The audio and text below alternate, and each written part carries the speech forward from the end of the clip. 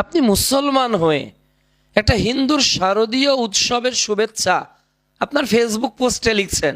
আপনি রাজনীতিক নেতা, সভার ভোট প্রয়োজন আপনার, তাই না? আপনি মুসলিম ম্যান্ডেটরি ক্যারি করে শারদীয় উৎসবের শুভেচ্ছা দিচ্ছেন। অ্যাজ এ মুসলিম হিসাবে এটা কতটুকু আপনার জন্য করা উচিত হচ্ছে? আপনার বন্ধুকে শুভেচ্ছা দিচ্ছেন, ফেসবুকে স্ট্যাটাস দিচ্ছেন। প্রিয় মুসলিম ভাই, ইমানকে বিক্রি করে দিলেন ইহুদিদের নিকট, ইমানকে বিক্রি করে দিলেন বেধর্মীদের উৎসবের নিকট।